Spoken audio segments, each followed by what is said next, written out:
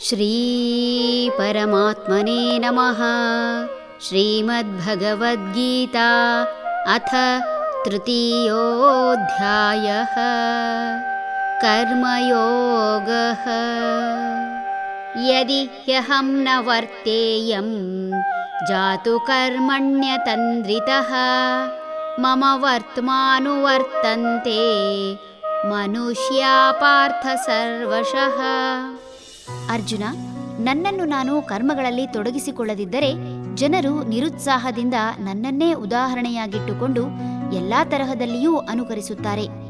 ಶ್ರೇಷ್ಠರಾದವರು ಯಾವ ರೀತಿ ಆಚರಿಸುತ್ತಾರೋ ಅದೇ ರೀತಿ ಕಿರಿಯರು ಅನುಕರಿಸುತ್ತಾರೆಂದು ಈ ಹಿಂದೆ ಭಗವಂತ ಹೇಳಿದ್ದಾಗಿದೆ.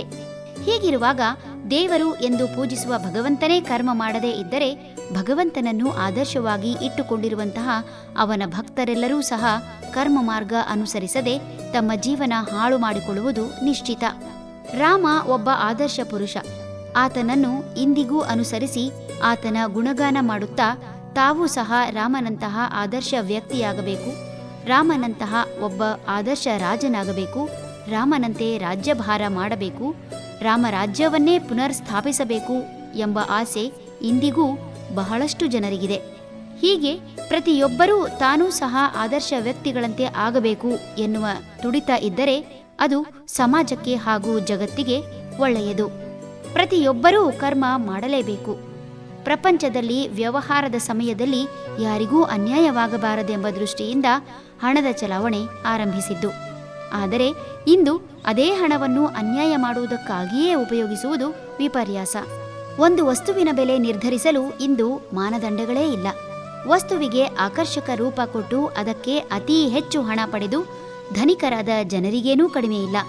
ಇಂತಹ ಜನರನ್ನು ಆದರ್ಶವಾಗಿಟ್ಟುಕೊಂಡವರು ಹೆಚ್ಚಾಗಿರುವುದರಿಂದ ಸಾಕಷ್ಟು ಕರ್ಮ ಮಾಡಲು ಯಾರೂ ಇಚ್ಛಿಸದೆ ಕೋಟಿ ಕೋಟಿ ಜನರಿದ್ದರೂ ಸಮಯದಲ್ಲಿ ಕೆಲಸ ಮಾಡುವ ಜನರು ಇಲ್ಲದೆ ಉತ್ಪನ್ನಗಳ ಉತ್ಪಾದನೆ ಕುಸಿಯುತ್ತಿದೆ.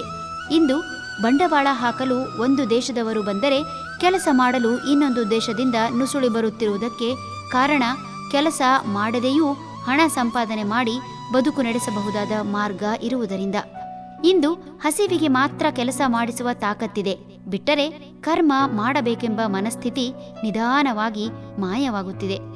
ಇಂದಿನ ಸಮಾಜ ಹೀಗೆ ಮುಂದುವರೆದರೆ ಭಗವಂತ ಹೇಳುವಂತೆ ಮುಂದೆ ಯಾರೂ ಕರ್ಮ ಮಾಡದೆ ಸಮಾಜ ಅಧೋಗತಿಗೆ ಬರುವುದು ನಿಶ್ಚಿತ.